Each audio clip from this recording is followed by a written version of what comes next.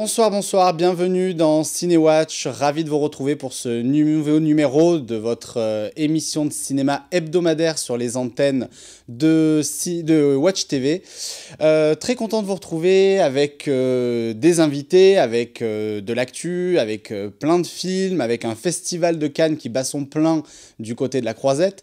On va parler de tout ça dans cette émission en compagnie tout d'abord de Alan Blanc-Villain de l'Info Tout Court. Bonsoir, ça me fait plaisir que tu sois de retour parmi nous. Bah, surtout en tête à tête. Et oui, c'est vrai que cette fois-ci on est en tête à tête, puisque étant donné que la moitié des journalistes est à Cannes, donc on garde la boutique. Mais regarde, c'est bien, on a le plateau pour nous tout seuls, on est Exactement. Cool. Et on a quand même, parce que justement tout le monde est à Cannes, on a quand même quelqu'un qui est à Cannes pour nous, enfin qui nous fait le plaisir d'être en duplex avec nous depuis Cannes, c'est Maxime Allard. Comment tu vas, Maxime ? Salut. Bah ça va très bien et vous ? Bah écoute, ça va, ça nous fait plaisir de t'avoir en duplex. Dis-nous, il fait beau chez toi ? Enfin chez toi, il fait beau à Cannes ? Là il fait nuit. Mais oui, effectivement, il fait nuit. Il fait très beau, ouais, non. Il fait très très beau, contrairement à ce qu'ils avaient prévu, on n'a pas de pluie. Et il fait pas trop chaud, donc c'est plutôt agréable, on passe un bon festival pourvu que ça dure. Ouais, bah en plus c'est très très rare que le début du festival ne se fasse pas sous la flotte. Hein. Généralement, le premier jour de festival c'est toujours sur la pluie, quoi. Donc ouais, là... Et nous referons un point météo au prochain Flash Info. C'est ça, le point météo de Cannes. Donc bon, bah en tout cas, merci beaucoup de prendre un peu de temps au milieu de... On sait que le festival c'est toujours la course, donc merci de prendre le temps pour être avec nous. C'est bien gentil à toi. Je t'en prie, ça me fait plaisir. De toute façon, les soirées, les grosses soirées cannoises ne commencent que demain. Du coup, ce soir, j'ai du temps pour vous avec grand plaisir. Ah bah super. Bon bah du coup, on va justement, puisque tu es avec nous, on va commencer par le Festival de Cannes d'ailleurs, donc le 71e Festival de Cannes qui s'est ouvert hier sous la présidence de Cate Blanchett. Il va y avoir plein de films. Everybody Knows a fait l'ouverture, le nouveau film d'Asghar Farhadi avec Javier Bardem et Penelope Cruz. Et c'est le Terry Gilliam, le fameux, l'Arlésienne de Terry Gilliam, l'homme qui tua Don Quichotte, qui va faire la clôture. Et on a appris tout à l'heure que le conflit judiciaire, enfin le conflit en tout cas juridique, qui opposait Terry Gilliam au producteur Polo Branco a été rendu. Verdict favorable pour Terry Gilliam. Le film sera donc bel et bien projeté en clôture du festival. J'imagine, Maxime, que du côté de Cannes, on en a peut-être beaucoup parlé aujourd'hui, non, de cette histoire. C'est pas tant que ça finalement. Moi j'en ai entendu quand je suis rentré de la projection sur Canal+, du coup j'ai allumé la télé pour voir un peu ce qui se disait et c'est là que j'ai appris que le procès a été fait. Pour l'instant, non, ça a pas trop parlé, en tout cas pas ce soir, mais peut-être que demain, oui, autour d'un café ou au marché du film, ça risque de débattre un peu là-dessus. Ouais, effectivement, d'autant plus qu'on a eu la petite frayeur selon laquelle Terry Gilliam a eu un petit AVC ce week-end. Il va bien, il a même d'ailleurs communiqué sur le fait qu'il serait bel et bien présent au Festival de Cannes. Faut dire que quand ça fait 25 ans que tu galères à ce point et que tu as eu autant de galères pour arriver à faire un film, franchement, je pense qu'il a qu'une hâte, c'est d'être là, avec le film qui démarre sur un écran, quoi. Que ce soit la production c'est bon, là, c'est fini, les gens ont vu. Allez, je passe à autre chose. Ouais. Toi, Maxime, tu l'attends, le Don Quichotte de Terry Gilliam ? Ça fait partie de tes attentes ? Forcément un peu, le film en lui-même, pas plus que ça, mais avec tout ce qu'il représente, toute l'histoire qu'il y a derrière, forcément j'ai envie de le voir comme tout le monde, j'imagine comme tout le monde. Ouais. Oui, rappelons quand même pour ceux qui nous suivent que Don Quichotte, c'est un projet donc, que Terry Gilliam a commencé dans les années 90. Ça a été compliqué de l'écrire. Quand ça a été écrit, il l'a tourné une première fois, le tournage a été une catastrophe. On peut voir tout ça dans le documentaire Lost in La Mancha. Derrière, il a voulu refaire le tournage plusieurs fois. Jean Rochefort est tombé un peu malade. Après, il a eu des gros problèmes de dos. Il n'était plus en état d'assurer le film. Il a fallu trouver de nouveaux comédiens, de nouveaux financements. Ça a été de nouveau une galère épique. Enfin, le film revient de tellement loin que... Moi, je sais pas. Moi, je suis content pour Terry Gilliam de savoir que le film existe enfin. Après, ça peut être une bonne comme une mauvaise chose, sans simplement on l'attend par rapport aux ennuis qu'il a eu. Et je suis comme toi, je suis content qu'il arrive à le sortir. Le problème, c'est que du coup, j'espère pour lui que mine de rien, ça va marcher. Parce que c'est toujours le problème quand t'as un parfum un petit peu de... Je vais appeler ça un parfum de scandale, même si c'est pas vraiment un scandale au proprement parler. Mais c'est que le scandale éclipse peut-être plus le film au final, et que tu vois, le film va sortir, on est content qu'il sorte, mais quand il va sortir, j'espère qu'il va marcher et que soit pas juste, ça fasse pas juste un poète sur le radar et qu'on en parle plus 2 jours après, quoi. Bah, je lui souhaite d'autant plus que le film est vraiment vachement bien. Je n'ai rien dit parce que je ne suis pas censé avoir dit cette phrase. On l'oublie. Mais le film est vachement bien. Donc voilà, Long qui tue à Don Quichotte avec Adam Driver et Jonathan Pryce qui sortira donc le samedi 19 mai. Il faudra se noter cette particularité. Il sortira un samedi en France. Juste avant de retrouver Maxime et qu'on parle un petit peu qu'on parle notamment d'Everybody Knows. Non, bah en fait juste avant ça, je me dis on va se faire peut-être un petit plaisir, on va regarder la bande-annonce en fait. J'ai envie qu'on regarde la bande-annonce de L'homme qui tue à Don Quichotte. Chained with arms 6 miles long. She is in terrible danger. Don't move. Just lie still. Oh, I see the love light in your eyes. Don Quixote de la Mancha, come to restore the lost age of chivalry. Well, I wrote that. Blasphemer! A hand of our God in heaven wrote me. Can I read? A peasant like you cannot read. I will sound the words, and you can look at the pictures. He actually believes he's Don Quixote. This is going to be fun. He's a saint. He's insane. Don Quixote!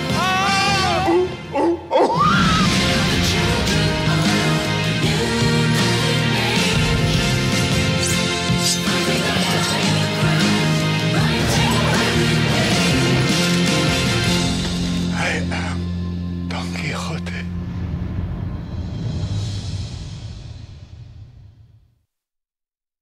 Voilà, la bande-annonce de L'homme qui tue à Don Quichotte de Terry Gilliam. On a Daniel qui, fidèle au rendez-vous, qui nous dit sur Twitter, non seulement il va sortir son film, mais il va aussi monter les marches. Effectivement, ça fait plaisir de retrouver Terry Gilliam. Avant d'attaquer les sorties de la semaine, on va juste faire un petit point box-office rapidement, comme chaque semaine. Et cette semaine, le box-office est ultra dominé par Avengers Infinity War. Faut dire que le film est bien, donc c'est mérité. Le film a attiré encore 1 million de spectateurs cette semaine. Il porte son cumul à 3,6 millions en 15 jours. Et dans le monde, il est le premier film à avoir passé la barre du $1 milliard en seulement 10 jours. C'est 11 jours 11 jours. 11 jours. Bon, c'est absolument juste monstrueux. On est d'accord, c'est monstrueux. Bah, sachant que la deuxième place est du coup détenue par Star Wars, qui est aussi un Disney, ça va. Tout va bien pour Disney. Maxime, tu l'avais vu toi, le Avengers? On peut dire, vu ce qu'il a coûté, il y avait plutôt intérêt qu'il rentabilise très très vite. Ouais, c'est vrai. Mais oui, du coup, j'ai pas entendu. Tu l'avais vu toi? Oui, je l'ai vu, ouais. Ouais, et t'as aimé? Ouais, agréablement surpris. Je m'attendais à ce que ce soit honnêtement une purge, surtout quand la promo était basée sur le fait qu'il allait avoir 60 Avengers sur le même écran. Et puis finalement, ils ont fait ça bien et c'est un bon Marvel. C'est pas le meilleur, mais c'est un bon Marvel. Ah, bon, c'est là que je diverge un tout petit peu. Moi, je trouve que c'est un des meilleurs Marvel, mais... mais bon. Ouais, c'est un des meilleurs, mais pas le meilleur. Ah. Ouais, j'ai du mal à voir ce qu'il y a au-dessus quand même, mais... Il y a quoi pour toi au-dessus? Moi, j'ai vraiment beaucoup aimé Logan. Ah, oui, c'est vrai que je suis un petit peu... Logan. Logan n'est pas un Marvel. Oui, c'est vrai. Jouons sur les... Ouais, c'est un film de super-héros, sans être un Marvel, mais effectivement. Mais oui, effectivement, dans le monde super-héros, quoi. Et toi? Ouais, après, il y avait... après, c'était pour son époque, mais le premier Iron Man qui était assez dingue. Après, je l'ai pas revu, donc je sais pas si je l'apprécierais autant maintenant. Mais la première fois qu'il est sorti, peut-être aussi que c'était le début des super-héros, donc forcément, c'était plus envoûtant, mais j'avais beaucoup aimé. Ouais, c'est vrai que le premier Iron Man revient souvent, en général. Le premier Iron Man, le premier Avenger, mine de rien, parce qu'il avait...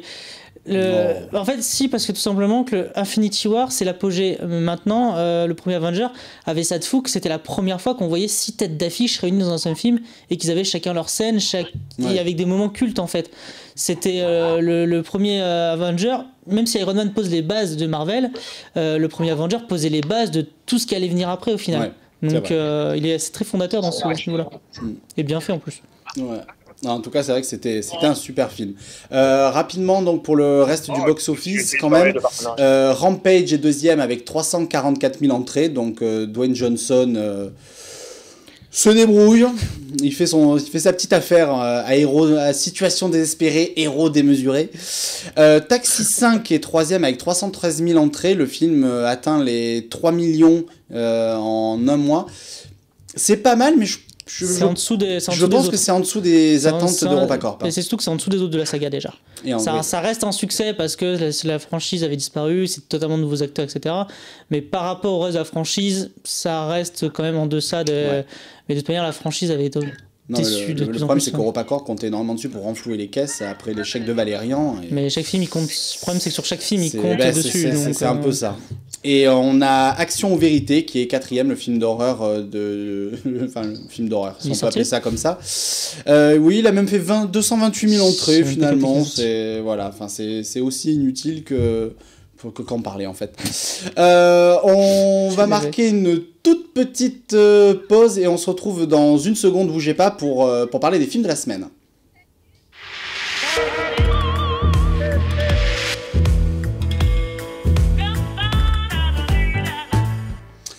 Et dans les films de la semaine, le premier film dont on va parler, c'est Everybody Knows, le nouveau film d'Asghar Farhadi, le réalisateur des films comme Le Passé ou Le Client qui avait eu le prix du scénario à Cannes, qui avait eu ensuite l'Oscar du meilleur film étranger.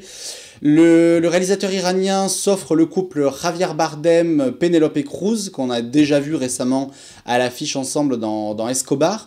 Oui. Ils sont du coup tous les deux ils ont du coup 2 films ensemble en ce moment, ça. Exactement, c'est ça. Et le film a fait donc l'ouverture de du 71e Festival de Cannes hier soir. On va regarder la bande-annonce et juste après on va en parler avec Maxime qui l'a vu, avec toi Alan. Et voilà, on regarde la bande-annonce, on en parle. Hola, Pa. Estamos cerca. La tía Ana nos vino a recoger al aeropuerto. Joan, ella es mi hermana Laura. Mucho mejor. Nada que ver con el anterior. Está muy guapa. ¡Paco! Qué guapa, qué grande.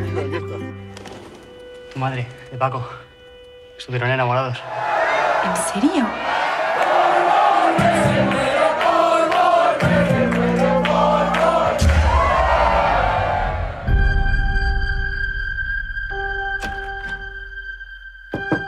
Paco, ven. Haced algo, por favor. ¿Qué pasa?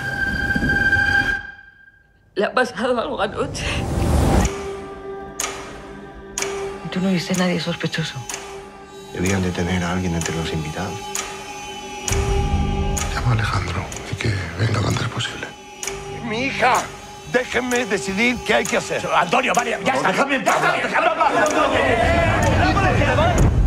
No es obra de desconocidos. Tenéis que estar atentos a vuestro entorno.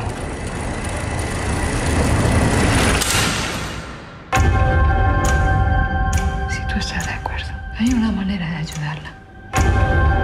Te estás involucrando demasiado en este asunto. Oye, ¿tú confías totalmente en tu marido? ¿Qué más le dijiste? Todo. Nos lo habíamos jurado. Están todos metidos. Y tratar de descubrir quién no sabe. Ahora todos lo saben.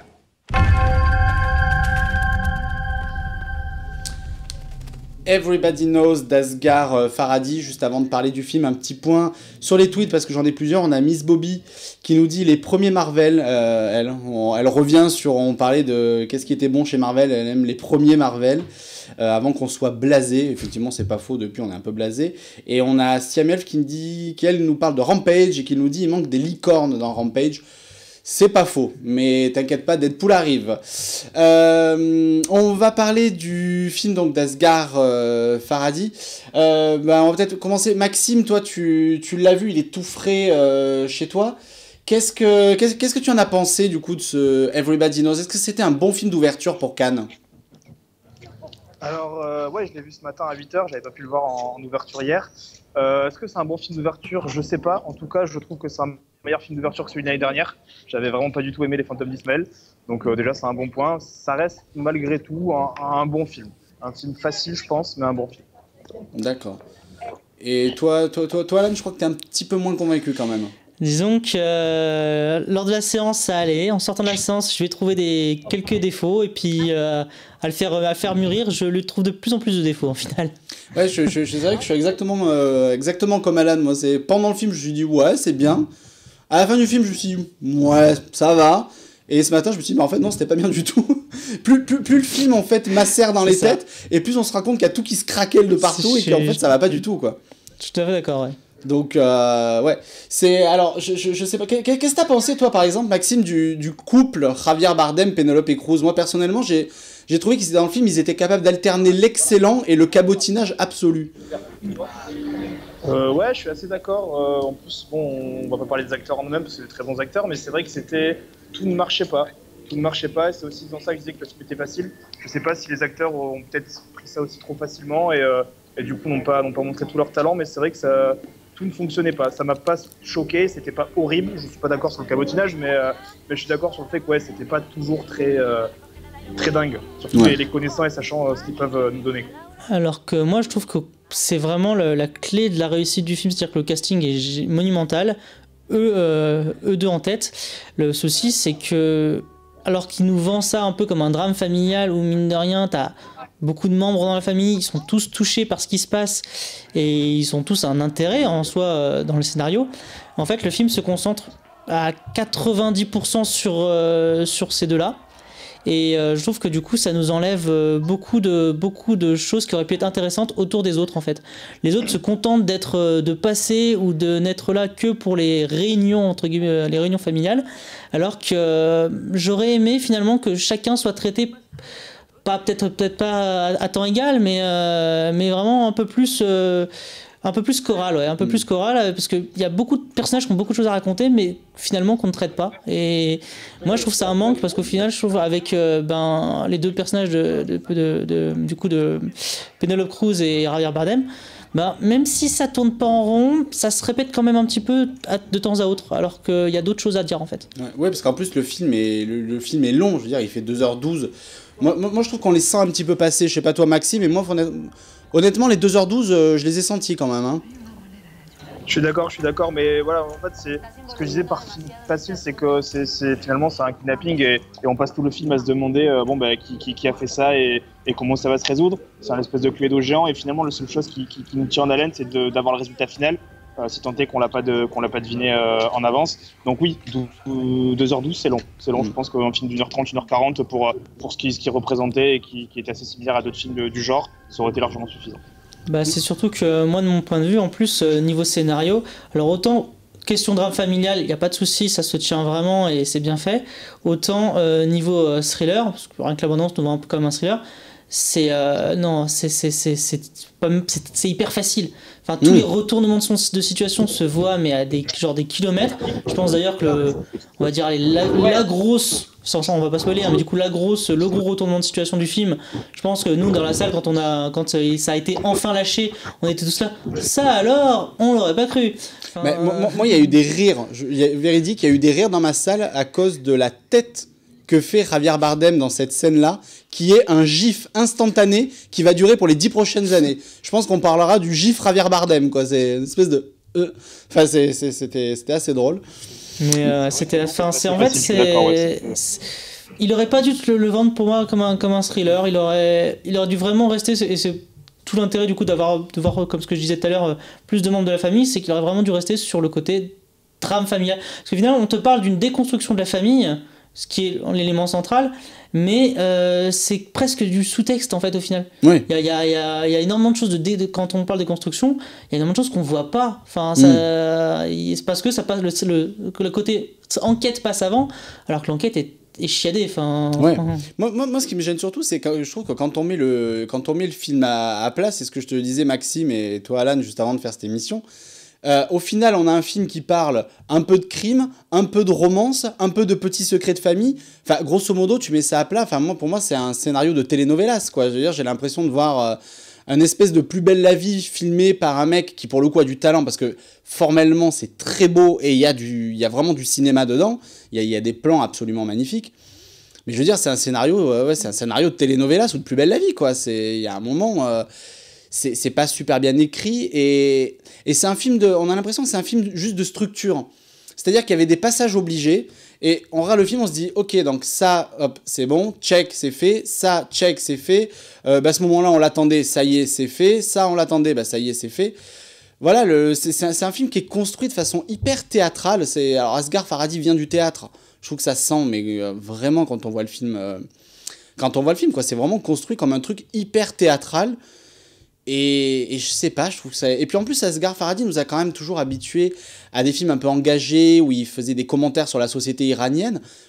Là, honnêtement, je vois pas trop ce qu'il nous raconte avec ce film-là, à part nous dire que, grosso modo, les humains, c'est un peu... voilà, quand il nous parle un petit peu de la solitude face au drame, et puis surtout, quand il y a un truc fluide, avec des personnages, etc., un petit grain de sable, et hop, d'un coup, tout part en vrille, et tous les personnages s'entrechoquent. Oui, mais finalement, mais ça raconte pas grand-chose. Oui, voilà, c'est... Je sais pas, je trouve que c'est un film très faible, moi, pour une ouverture du Festival de Cannes, quand même. Sans risque, moi, je dirais. Ouais. Vraiment sans risque. Ce que disait Alan, c'est que les personnages secondaires sont pas assez traités, et c'est ce qui rend le film peut-être aussi telenovelas, comme tu disais. C'est-à-dire que si on avait eu plus d'infos sur Fernando, sur la femme de Javier Bardem, etc., ça aurait été peut-être plus intéressant et ça aurait moins fait film facile. Surtout qu'il y a des éléments, enfin moi je trouve qu'il y a des éléments qui te traitent comme si c'était d'une importance capitale. Et en fait, dans les dernières minutes, tu découvres la vérité et ça tombe comme un soufflet parce que tu dis mais tout ça pour ça, enfin. Ouais. Le coup, je vais éviter de spoiler donc j'en dirai pas plus, mais le coup des textos. Le coup des textos, la raison des textos, ah oui. Elle est, mais quand tu sais, tu fais, mais non. Mais il y a des facilités de scénario. Ça, ouais. Voilà, donc justement, pour pas spoiler, je vais prendre un truc qui est dès le début du film, comme ça, voilà, je vais pas trop loin dans le spoil. Mais grosso modo, donc le film raconte l'histoire d'un mariage dans un petit village en Espagne. On a Penélope Cruz et ses 2 enfants qui viennent d'Argentine, parce qu'elle est partie habiter en Argentine avec son mari qui est Ricardo Darín, qui d'ailleurs, je trouve, fait une prestation assez sidérante de non-jeu. Donc voilà, elle revient dans sa famille, dans son petit village natal, etc. Il pose les bagages, etc. Et sa fille rencontre un ado, pof, elle est amoureuse de lui l'après-midi, le lendemain, ils partent déjà de partir ensemble en Argentine. C'est quoi ces raccourcis de scénario, quoi ? Depuis quand tu tombes folle amoureuse au point de t'enfuir avec quelqu'un en espace de 12 heures ? Je sais pas, et je trouve qu'il y a plein de trucs comme ça dans le film de... C'est un village où ils sont 10, il y a 2 gamins, voilà, forcément... Forcément, faut que ça devienne des amants tragiques tout de suite, quoi, tu vois. Je sais pas, Maxime, si t'as senti ça, mais je trouve que des fois, il y avait des espèces de raccourcis de scénario quand même assez... Enfin, des facilités énormes, quoi. Oui, non, je suis totalement d'accord, et... c'est le vrai problème, c'est le scénario qui est traité de manière trop facilement. Du coup, le film est trop long, parce que trop facile, et les personnages, tous les personnages, parce qu'il y a beaucoup de personnages finalement qui interagissent, ne servent finalement à rien, si ce n'est voilà, à faire des réunions familiales, comme disait Alan tout à l'heure. Oui, c'est vrai que vous parliez des personnages secondaires. Il y a beaucoup de personnages secondaires, dont un des acteurs de la Casa de Papel, la série qui cartonne en ce moment. Pour ceux qui suivent la Casa de Papel, c'est l'acteur qui fait Denver, qui a un petit rôle. Et lui, il est un peu comme tous les autres personnages, c'est-à-dire qu'ils sont là, la caméra insiste par moments sur ces personnages secondaires, mais finalement, comme elle les traite par moments, on se dit, mais pourquoi insister dessus ? C'est-à-dire que d'un côté, tu insistes dessus, mais en même temps, tu les approfondis jamais. Au final, il y a un moment, je trouve qu'il y a beaucoup de personnages, mais... Ils sont jamais approfondis. Ouais, on s'en contrefout presque, en fait, de tout ce beau monde. Est-ce que, justement, la grosse différence de ce film avec les autres de Asghar Farhadi n'est pas, justement, au final, ces acteurs ? C'est-à-dire que dans les anciens, même si, du coup, dans le passé, il y avait Bérénice Bejo, ils ne se reposaient pas sur ces acteurs. Il y avait le se reposaient sur un scénario. Le film, voilà, Bérénice Bejo était très bien, mais tu pouvais remplacer Bérénice Bejo. Là, le film repose sur Bardem et Cruz. Ouais. Et c'est peut-être ça son erreur, je pense, c'est que là il nous a signé un film purement canois où gros réalisateur, grands acteurs, mais derrière non, ça suffit pas. Ouais, j'espère d'ailleurs qu'ils lui offriront pas le prix du scénario, parce que ça serait quand même une énorme blague. Une interprétation. Ouais, surtout que l'année dernière, faut pas oublier que il y a 2 ans, pardon, que le client avait remporté le prix du scénario, et ça avait été un prix quand même assez critiqué parce que le film ne brillait pas spécialement par son scénario, il brillait pour d'autres choses, mais pas vraiment pour son scénar. Donc là cette année ça serait quand même, de toute façon lui donner un prix serait déjà quand même une petite plaisanterie, mais Après, Mais bon. la sélection vient de commencer. Ça se trouve, les autres sont encore plus nuls que ça. Mais C'est j'y ça. crois pas quand même. Enfin, non, on est quand même à Cannes. Bon, avant de partir sur les films d'après, juste Maxime, toi tu as vu un autre film à Cannes aujourd'hui, je crois, c'est Yomédine, le film égyptien, sur l'histoire d'un ancien lépreux qui traverse l'Égypte. Qu'est-ce que tu en as pensé à chaud comme ça? Qu'est-ce que tu peux nous dire de ce deuxième film qui a été présenté à Cannes aujourd'hui? Ouais, bah, du coup, je l'ai vu à 18h en présence de l'équipe du film et c'était un plutôt bon premier film. C'était pas transcendant, mais c'était quand même bien amené, c'était émouvant, c'était drôle. Et voilà, comme je te disais tout à l'heure, c'est un film qui fait 1h20. Et 1h20, je pense que c'est un bon format, 1h30 max. Plus long, je pense, ça aurait tiré, bah voilà, parce qu'il n'a pas fait l'erreur qui a été fait sur Everybody's Knows. Il est pas trop long, il est ce qu'il faut et c'était cool. Après, je pense pas qu'il restera dans les annales. Je pense que je l'oublierai au bout d'un moment. Mais voilà, très bon premier film, c'est assez prometteur. Du coup, on a envie de voir la suite après. Ouais, et tu penses que c'est un film qui peut avoir un prix en fin de festival ou t'espères quand même qu'il y aura beaucoup mieux que d'ici là? J'espère qu'il y aura mieux, mais c'est un film qui peut avoir un prix. Du peu d'expérience que j'ai de Cannes, donc ça fait 2-3 ans que je le fais vraiment, que je regarde beaucoup de films qui étaient à Cannes. C'est pas un film qui peut avoir la Palme d'Or, je pense pas. Bon, après, c'est avec mon avis évidemment, mais j'entends déjà des journalistes et des critiques dire possible Palme d'Or, etc. Seulement 2 jours, c'est un peu rapide, mais non. C'est un film qui peut avoir, je pense, le prix du jury. Le prix du jury, il est en compétition pour la caméra d'or aussi. Je pense que c'est un bon candidat, mais voilà. D'accord. De toute façon, c'est très canois de dire possible Palme d'Or quasiment presque à chaque ouais, film, on va pas se mentir. Hein. C'est un peu ça. Oui, c'est comme dans le cinéma en général. Moi, à chaque fois en janvier, je vois la meilleure comédie de l'année en janvier, les copains. On se rappelle de La La Land. La La Land, c'était vrai. Ouais. C'était le meilleur film de l'année dès le début de l'année. Et me fais pas chier, hein. Avant de te laisser, Maxime, du coup, peut-être à tes occupations cannoises ou aller peut-être piquer une tête dans la mer qui est juste derrière toi. Enfoiré. Il est habillé pour aller en soirée, là, regarde. C'est ça. Juste, est-ce que... Ah ouais. Là-bas, tu sens qu'il fait chaud, quoi. Tu sens que ça y est, c'est l'été, quoi. Ouais, bah, j'ai pas mis les espadrilles parce que bon, voilà, mais ça va. Avant de te laisser, juste un petit mot. Est-ce qu'il y a des films, toi, qui sont un petit peu des attentes dans ce festival? Des films que tu attends peut-être un peu plus que les autres?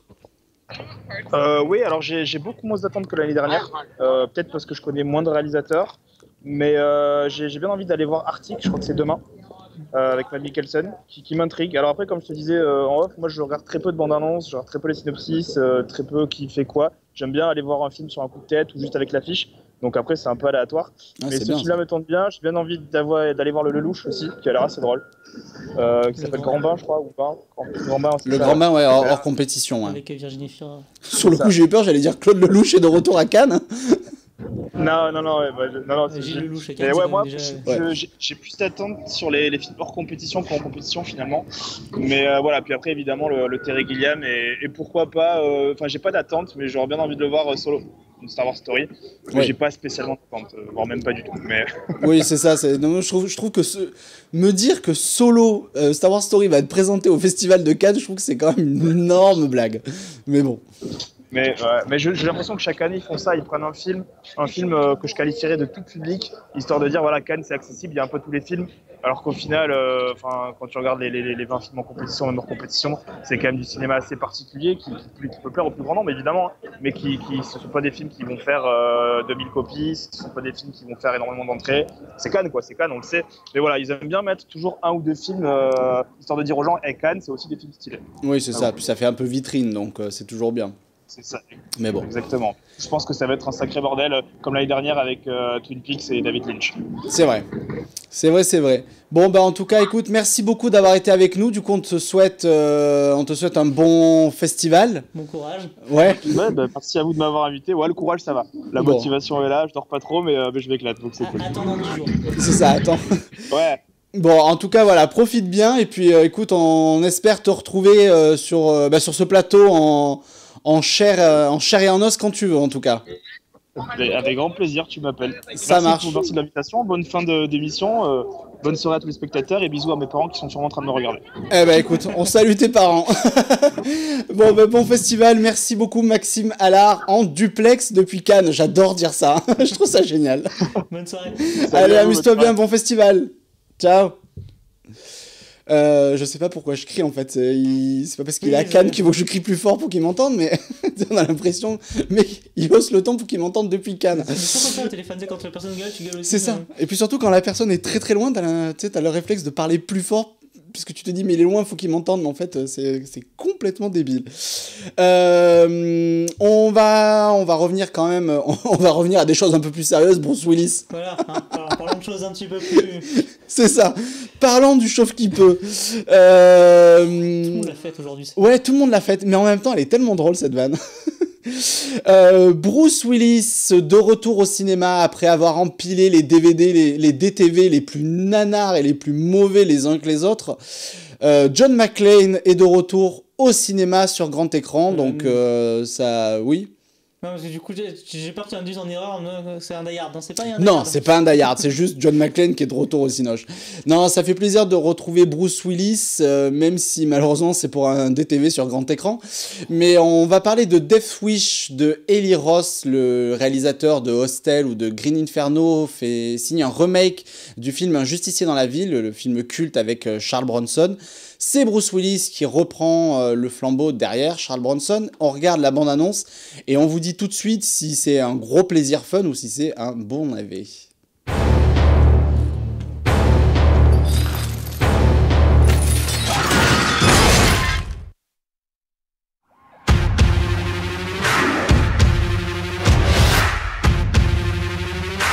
love my family. But when they needed me most. 911, what is your emergency? There's men are breaking into my house. I think they're here. No. I failed to protect them. Dad, where's Mom? The men who did it are out there. So there's nothing that you can do? Is that what you're saying? I want to buy a gun.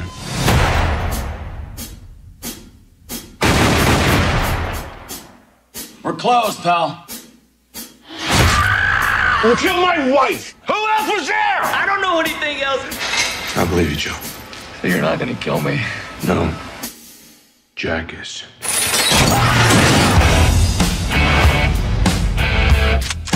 Who are you? Your last customer.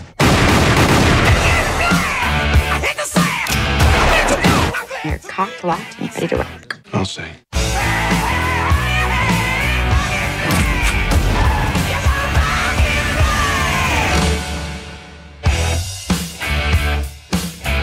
You look much better getting out socializing. Not so much. Well, whatever you're doing, keep it up. Okay, I will.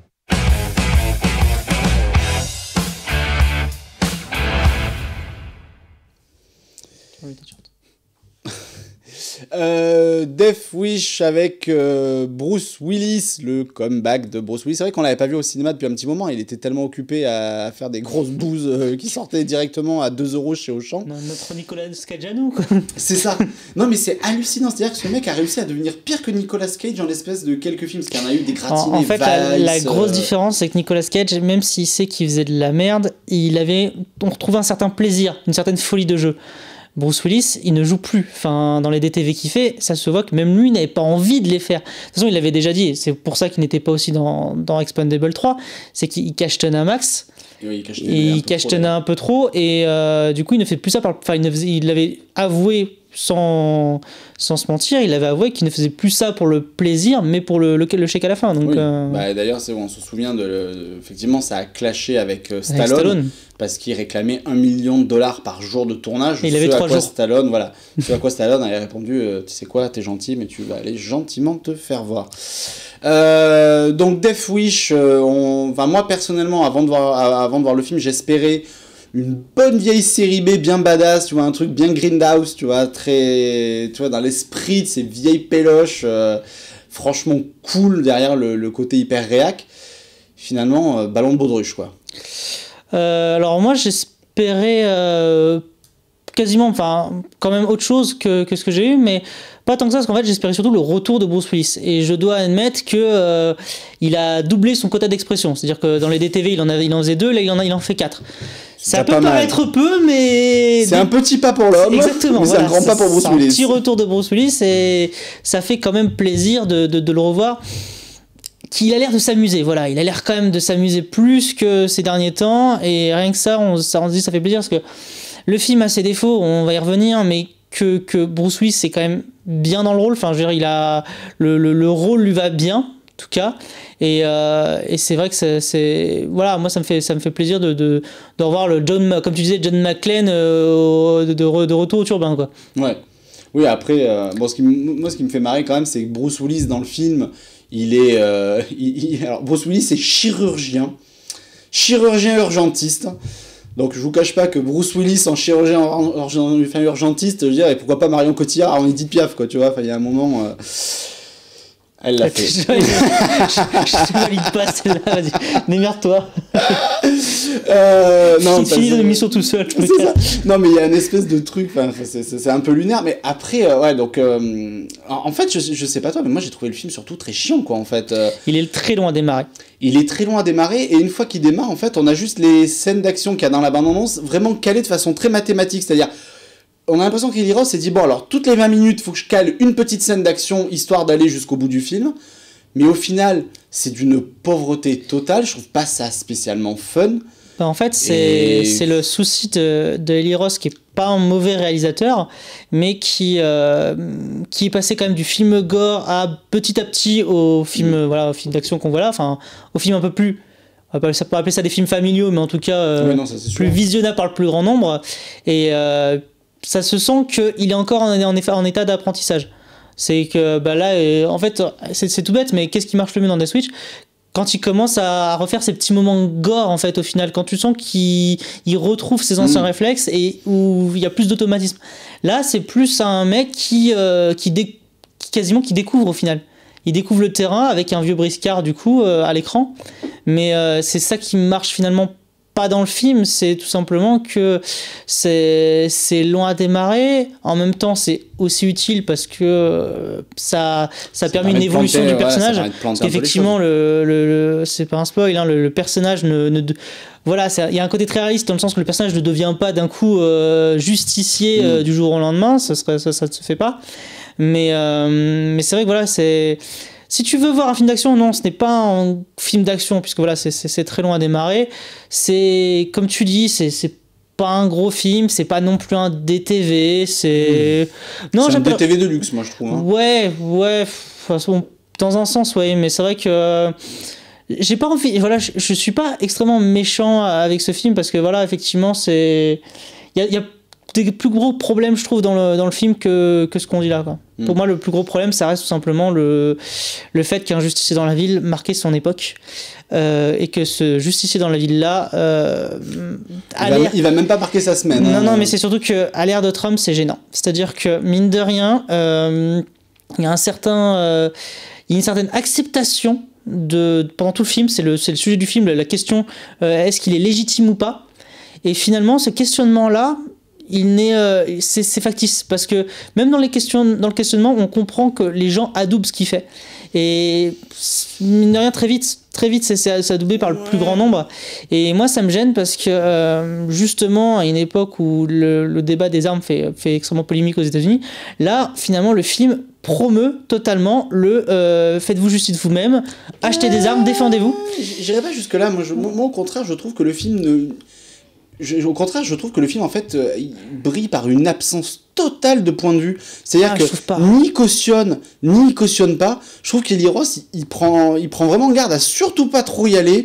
Il distille des petites touches de, voilà, bon, il y a trop d'armes aux États-Unis, mais il y va vraiment, il y a des tueries, etc. Les flics s'en prennent aux gens, enfin...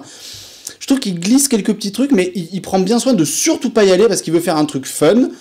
Et il veut surtout pas mettre trop les pieds dans la boue. Moi je suis pas d'accord, parce qu'en fait je suis d'accord pour dire qu'au début il n'y va pas. Au début justement, en fait le début c'est l'inverse. Au début il questionne vraiment sur ce problème des tueries et il les questionne. Mais à la fin justement il ne questionne plus. Ah non, à la fin il oublie complètement. Non, pour moi il veut surtout pas mettre les pieds dans la merde. Pour moi à la fin il accepte en fait. Et le message de fin c'est une acceptation que je trouve ça extrêmement gênant. Gênant, ouais, je sais pas. Effectivement, moi, je trouvais qu'au contraire, ouais. Enfin, pour moi, ça me manquait surtout d'un point de vue, mais bon, après, quand on va voir Death Wish, on s'attendait pas vraiment. Enfin, moi, je m'attendais pas vraiment à trouver un film avec un gros propos politique, machin, etc. Je me doutais bien que j'allais voir quand même une belle connerie. Et bon, et pour le coup, j'ai été servi parce que moi, ce qui me frappe le plus et qui m'attriste le plus dans ce film-là, c'est que toutes les scènes d'action qu'il y a dans le film, on les voit dans la bande-annonce. Il y en a pas une seule qu'on ne voit pas dans la bande-annonce, et dont certaines on les voit quasiment en entier dans la bande-annonce. Donc au final, en fait, la bande-annonce, c'est presque un résumé efficace, net, concis du film. Tout à fait. Et quand on a vu la bande-annonce, finalement, on peut presque se dispenser de voir le film, en fait. Ça, je suis totalement d'accord avec toi, c'est vrai. Ouais, donc du coup, le plaisir, je trouve que le plaisir coupable et régressif, finalement, bah, il passe un peu à côté. Enfin, moi, j'ai pas été servi, en tout cas. Ah non, mais c'est vrai qu'en même temps, j'avais peur. Enfin, t'avais le risque maintenant, c'est que d'avoir un John Wick-like, parce que c'est vrai que maintenant John Wick est un petit peu. C'est vrai, c'est un peu ça, c'est un truc John Wick. Hein. Créé, mais John Wick, le problème, c'est qu'il a créé un petit peu le principe, enfin, le nouvel l'actionnaire contemporain. Et on le voit d'ailleurs, enfin, si je peux me permettre une aparté, mais quand on voit l'abondance de Equalizer 2, oui. Bah, je vois beaucoup plus John Wick qu'à l'époque du 1 où Equalizer du coup était sorti avant John Wick, et il y avait une petite différence que je ne vois plus dans l'abondance en tout cas de Equalizer 2. Mais là, non, au contraire, c'est justement, ils veulent éviter de faire du John Wick, mais en même temps, on sait pas vraiment ce qu'ils veulent faire de ce film-là, parce que on peut pas, parce que tu vois, par exemple, on dit pas que c'est un remake, mais au final, on s'en fout. Enfin, oui. La question du remake totalement oubliée, parce que voilà, c'est pas du tout le projet. Mais c'est vrai que ce film n'a aucun. Il n'est pas. Moi, je dirais pas qu'il est nul ou bien, c'est juste qu'on s'en fout. Oui, ça sert strictement à rien. On s'en fiche. Je trouve accessoirement pas très bon, mais. On s'en fiche à part pour Bruce Willis qui retrouve un petit peu de plaisir. Donc si on est fan de Bruce Willis, c'est bien Coco, tu retrouves le plaisir de jouer. Continue comme ça et on verra pour le prochain film. Ouais. Bon, en tout cas voilà, si vous avez vu Death Wish et si vous avez aussi vu Everybody Knows, d'ailleurs n'hésitez pas à nous dire ce que vous avez pensé de ces films-là. Hashtag Cinewatch sur Twitter, je suis en live vos commentaires. D'ailleurs on en a quelques-uns, mais en même temps c'est juste pour dire que je suis un peu trop grossier ce soir. Pas plus que d'habitude. Je dis exactement ce que répond d'ailleurs Daniel. Daniel qui trouve que avant je mettais un peu des vestes de costard et qu'aujourd'hui c'est un peu YOLO, je fais. Ah, c'est l'été, on a chaud. C'est ça. Et attends, t'as pas vu quand je vais présenter l'émission en maillot de bain. On va passer. Non. J'ai vu ton regard, je me suis dit oh merde. On verra si t'es sage. C'est pas du tout ce que j'allais dire, mais bon. On va enchaîner avec, puisqu'on parle de soleil, avec Gringo qui nous amène au Mexique. Gringo, un film avec la femme d'Alan qui joue dedans. Oui, vraiment, elle s'appelle Charlize Theron. C'est toujours. C'est une déesse. C'est vrai. Juste en dessous de Jennifer Lawrence, mais. Non. Si. Non, Jennifer Lawrence est humaine, je suis désolé. Mais ça ne va pas, non. Oh là là, je vous jure, c'est jeune. Gringo, donc film de Nash Edgerton. Alors si le nom d'Edgerton vous dit quelque chose, c'est normal. Nash Edgerton, c'est le frère de Joel Edgerton, l'acteur, qui joue également dans le film, puisqu'on le voit sur cette belle affiche bien jaune et bien pète-yeux. C'est également... Alors le rôle principal, c'est David Oyelowo. J'arrive jamais. Oyelowo. Charlize Theron, donc Joel Edgerton également, complète la distribution. C'est le deuxième film de... Amanda Seyfried aussi. Amanda Seyfried aussi, oui, c'est vrai. Charles Tocopé. C'est vrai. En fait, il y a un sacré non, c'est casting, et Tandy Newton. Tandy Newton de Westworld. Oui, c'est vrai. Aujourd'hui, on dit de Westworld. Mais Mission Impossible 2. Voilà, non, c'est quand même une actrice qui a une énorme filmographie. On a l'impression qu'aujourd'hui, c'est Tandy Newton de Westworld. Donc voilà, c'est le deuxième long métrage de Nash Edgerton après The Square. Alors attention, The Square, pas The Square qui a eu la Palme d'Or à Cannes l'année dernière, non, The Square, un film en 2009 avec son frère Joel Edgerton. Donc Gringo, c'est l'histoire de, donc si je me trompe pas, si je me trompe, tu me corriges, d'un mec qui est pourchassé par plein de gens différents parce que sa société qui est spécialisée dans le cannabis médical au Mexique a trahi un dangereux cartel. Donc il se retrouve, je crois, avec les hommes de main du cartel, avec des mercenaires, avec sa société qui lui court après. C'est un gros bordel. T'es pas loin, mais c'est pas exactement ça, mais en même temps c'est un gros bordel. Bah, c'est très simple, la bande-annonce nous éclairera mieux, on la regarde tout de suite. I've been kidnapped! What a crybaby. I don't think you can survive that. Richard Ross office? Mia, I need to speak to Richard. Harold? Mr. Russ. I'm sorry, it's Harold, and I think that there's something wrong. Harold? Richard, I've been kidnapped! I am somewhere in Mexico with a gun to my head. Richard! What a crybaby.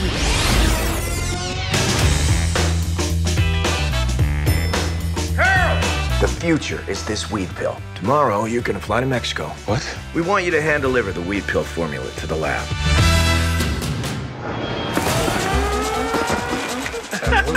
I know. Friendly. Órale! El Jefe. We sold a little product to the cartels, but when we cut them off, they got a little angry. What the? We gotta get him out really quickly. I know a guy.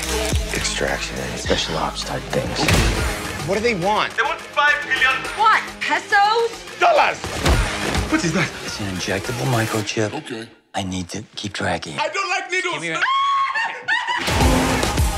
You can't scare me with tales of the big bad cartels. I don't know how things work. Not in Mexico. You get out of here? Harold. Harold? No! Oh, no, Madre. You really believe in God? Of course I believe in God. What kind of person does not believe in God? I guess I kinda do, but not.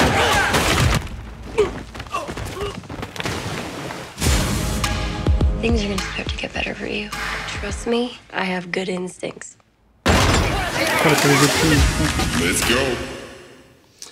Gringo Alan, tu l'as vu, Gringo? Je l'ai vu. Vu ou subi? En fait, les deux, tout simplement. En fait, le mot, c'est frustration. C'est la grande frustration parce que, comme on l'a dit, il y a un casting de fou. Il a un scénario à tiroir qui rappelle un peu les folies de Guy Ritchie comme Snatch. Mais le problème, c'est que c'est un jeune réalisateur et il n'a pas du tout les épaules pour porter ce casting, pour porter ce scénario. C'est-à-dire qu'en fait, tout le film, on voit ce que le film pourrait être, on voit ce qui tient, mais il y a des cruels défauts de mise en scène, de rythme. La bande-annonce, par exemple, m'avait donné envie rien que pour en fait le côté le côté humour, parce que dans le film c'est extrêmement mal monté et du coup l'humour se casse la gueule à chaque fois. C'est toutes les phases d'humour ne marchent pas. Il y a rien qui marche et alors que pendant tout le film on voit vraiment parce que voilà, les personnages correspondent tous à un stéréotype, mais dans cette galerie ils sont tous savoureux, on les apprécie. Et il y a plein de petites histoires parallèles qui pourraient très bien se regrouper, mais qu'ils n'arrivent pas à donner vraiment un véritable lien, qui fait que, par exemple, Amanda Seyfried a sa propre histoire, mais ça tombe totalement... en fait, à la fin du film, on se dit, mais t'aurais pu me l'enlever, enfin, elle aurait pu être coupée au montage, ça aurait rien changé, parce que... Voilà. Et pour moi, le défaut de ce film, c'est son réalisateur qui n'avait pas du tout les... Voilà, encore une fois, on voit ce casting-là, on se dit, mais là, tu tiens le casting du casting du film. Le film a l'air hyper décalé, hyper drôle. Là, pour moi, on tenait la comédie d'action de l'été, avec tout ça, il avait les moyens pour. Mais il n'arrive à rien en faire. Et en fait, je sors du film, je suis extrêmement... c'est même pas déçu, c'est ça, c'est frustré de voir chaque scène me passer sous le nez parce qu'il n'y a pas de lien, parce qu'il n'y a pas de rythme, et c'est hyper frustrant. Et je sors de ça, je fais, mais c'est un potentiel gâché inimaginable. Et voilà, je suis dégoûté en fait. Voilà, t'inquiète pas, il y aura sûrement un remake dans 15 ans ou 20 ans, un petit reboot, on redémarre tout ça. D'accord, donc du coup, finalement, cette semaine, qu'est-ce qu'on conseille en fait? C'est un peu le problème, hein. C'est qu'on n'a pas grand-chose à conseiller. Alors, On peut peut-être, je sais pas, si vous voulez un peu d'humour et d'émotion, vous pouvez aller vers Monsieur Je sais tout, comédie un petit peu émouvante avec Arnaud Ducré et un jeune acteur qui s'appelle Max Bessette de Maglev, pardon. De Magloire, moi. Monsieur Je sais tout, donc c'est la rencontre entre un entraîneur de foot et qui retrouve son neveu qui est autiste Asperger, une belle histoire, une espèce de Rain Man à la française. Voilà, c'est bon, il y a ça. C'est moi, tous les humoristes font leurs films avec un gamin. Dubosc l'a fait. Ouais, bah c'est ça. Aussi, parce que c'est mignon. Tu vois, c'est un petit peu. Voilà. Sinon, vous avez Abdel et la Comtesse qui sort également cette semaine. On voit quelques images de Arnaud Ducré dans Monsieur Je sais tout. C'est vrai, un rôle un petit peu émouvant pour Arnaud Ducré qui est d'habitude un peu habitué aux comédies bien grassouillette. Toujours en comédie, donc Abdel et la Comtesse, nouveau film d'Isabelle Doval avec Charlotte de Turckheim et Amir El Kassem. J'ai eu l'occasion de voir le film, bon, je vais pas vous le cacher, c'est quand même pas très bon, hein, c'est vraiment... Laisse-moi deviner, chacun va apprendre de l'autre. Mais comment tu le sais? Tu l'as même pas vu? Il va commencer à parler un petit peu racaille, il va commencer à apprendre les bonnes manières. C'est pas possible, mais tu es un devin. Scénariste de comédie française. Ce monsieur est un génie, je vous le dis. J'ai écrit tous les scénarios des films de Christian Clavier aussi. C'est vrai qu'on aurait pu voir Christian Clavier dans ce film. Non, c'est vrai que voilà, c'est une comédie en fait. Contrairement au film de Christian Clavier, c'est complètement inoffensif, c'est pas méchant du tout. J'ai eu l'occasion d'interviewer le duo et la réalisatrice.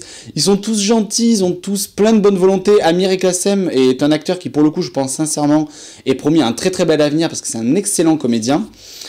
Mais c'est vrai que c'est une comédie qui s'englue dans les clichés, mais à un point, je veux dire, on a vraiment la bourgeoise bien française de la haute d'un côté, le petit rebeu évidemment voleur, mais voleur intelligent de l'autre. Je veux dire, c'est la rencontre de tous les clichés possibles et imaginables, quoi. Moi je te le retitre, Neuilly sa mère 2.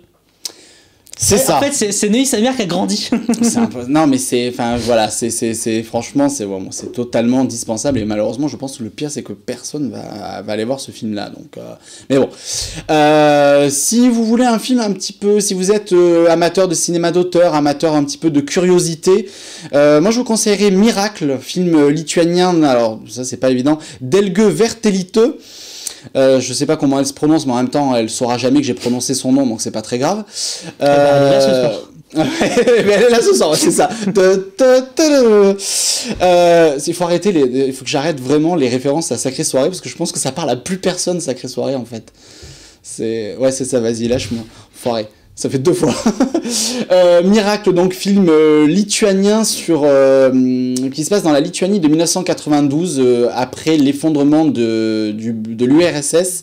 La Lituanie donc découvre le capitalisme et la mondialisation qui arrivent dans ce pays qui a connu le communisme pendant très longtemps.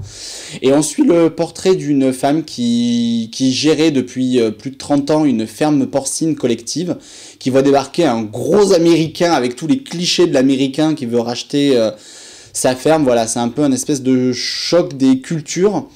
C'est un drame, mais avec des tonalités comiques, et franchement, c'est un joli film, c'est plutôt bien vu. Le film évoque l'univers de Kaurismäki, c'est un peu ça. On pourrait croire à la rencontre entre Costa Rica et Kaurismäki. Donc voilà, moi je vous conseille ce film, Miracle. On a trouvé un film qu'on conseille, c'est bon cette semaine. Oui, c'est pas un très grand film, c'est pas un super film malheureusement. Ça aurait pu être mieux. Je suis pas persuadé qu'il ait beaucoup de salles, surtout non, malheureusement. Ça, c'est sûr. Mais en plus voilà, c'est pas follement réussi, mais bon voilà, par rapport à tout le reste. Par rapport à tout le reste, non, c'est un joli petit film. Il y a également Los Adioses, c'est un biopic sur Rosario Castellanos, qui est une grande plume de la littérature mexicaine.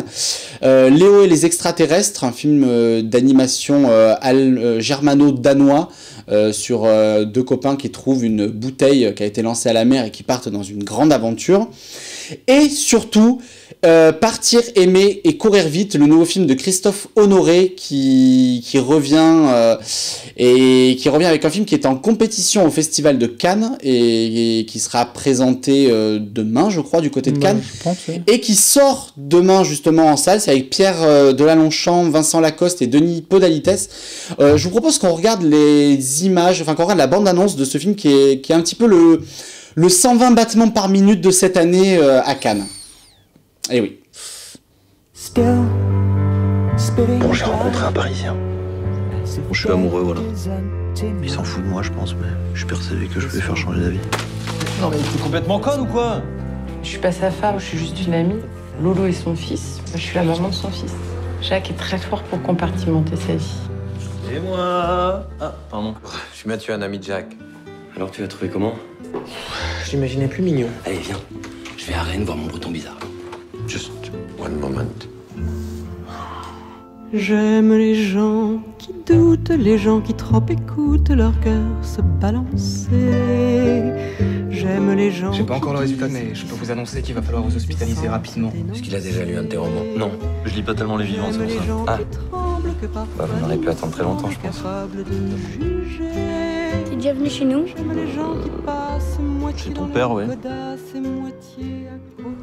Je tombe mal, je peux pas me permettre une dernière romance.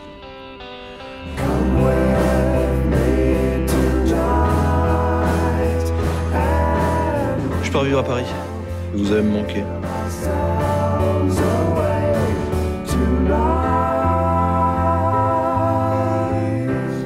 Tu sais qu'on pourrait se faire une belle vie tous les deux. Partir, aimer et courir vite de Christophe Honoré, le nouveau film de Christophe Honoré. C'est un film qui a fait une grosse impression. Il a été montré quand même à la presse un petit peu avant Cannes, on n'est pas censé le dire. Et mais bon, en même temps, quand on va sur Allociné, il y a des notes, donc voilà. Et c'est un film qui pour l'instant fait presque l'unanimité.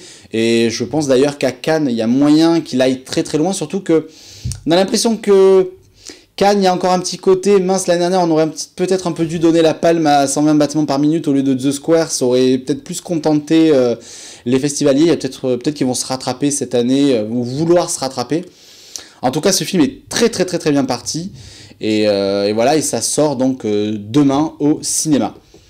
Toi, ça te dit, toi, d'aller le voir? Oh oui, surtout que je suis curieux de voir en fait surtout ce Vincent Lacoste dans ce rôle-là. C'est que c'est pas un rôle que j'ai l'habitude, enfin, lequel je m'attendais à le voir, et du coup je suis assez vraiment curieux de. Alors par contre, c'est Pierre Deladonchamp, j'ai l'impression que c'est-à-dire que dès qu'il y a un film avec un petit peu thématique homosexuelle, etc., on appelle Pierre Deladonchamp. Il y a peut-être un moment où il faudra qu'il fasse attention, je pense, à pas trop s'enfermer non plus, se cataloguer, ça serait dommage, parce que c'est un extraordinaire comédien, qui était brillant dans L'Inconnu du lac, qui était brillant dans Nos années folles de Téchiné. Puis bon, si on m'avait dit un jour que j'aurais une affiche, du coup, où on aurait quand même Vincent Lacoste et Denis Poliades avec une moustache ensemble côte à côte tout nus dans un lit, oui. C'est vrai. Avant de se quitter, juste on a quelques tweets. Alors on a Duno, The Movie, qui dit « Hello !» C'est gentil, à 4 minutes de la fin de l'émission. Bonjour. Elle dit « J'arrive un peu tard, je ne souhaite pas bonsoir à Alan. » D'accord, bah voilà. Écoute, je retire mon bonjour du coup. Voilà, Sarah, il te retire son bonjour. Et elle nous dit, bah vous êtes que 2. Non, on est 12, regarde. Je suis méchant. Sarah, je vais te spoiler la fin du film. Sarah, on t'embrasse en tout cas très fort et merci de nous faire un petit passage pour quelques minutes à la fin. Et on a Daniel qui dit, je ne vous remercie pas du tout, j'ai le générique et la voix de Jean-Pierre Foucault dans la tête désormais. Tu vois que t'es pas le seul vieux. Désolé, je suis pas le seul vieux en fait dans l'univers de Cinéwatch. Voilà, écoutez, j'étais en train de regarder si on n'avait pas d'autres tweets. Vas-y, fais ta vie, hein. C'est ça. On conclut plus tard. Tu passes un coup de fil si tu veux. Ça arrive. T'imagines le mec. Je vous laisse 2 minutes. Allô, c'est Jean-Pierre Foucault. J'ai ma maman qui m'appelle. Attendez, elle me regarde. C'est ça. Bon, en tout cas, on vous souhaite une bonne semaine ciné. N'hésitez pas à aller au ciné. Alors, effectivement, il n'y a pas des choses dingues. Il y a quand même Miracle. Il y a Plaire, aimer et courir vite qui sort demain et qui est vraiment peut-être le film de la semaine. Donc voilà, ça fait déjà ça et on se retrouve la semaine prochaine où là, pour le coup, il y aura des choses à dire puisqu'il y aura Deadpool 2. Le fameux Deadpool 2 qui sortira. Et en guerre avec Vincent là-dedans. C'est ça, Hangar avec Vincent Lindon, qui est très très bon, mais j'ai pas le droit de le dire non plus. Et Deadpool 2, je ne le dis surtout pas parce que j'ai un espèce de laser pointé sur ma tête. C'est ça, donc je vous dirai ce que j'ai pensé de Deadpool 2 la semaine prochaine. Je vous laisse, merci Alan d'avoir été avec nous. On remercie Maxime qui était du côté de Cannes, bonjour à ses parents. Bonsoir à vous de nous avoir suivis et à la semaine prochaine.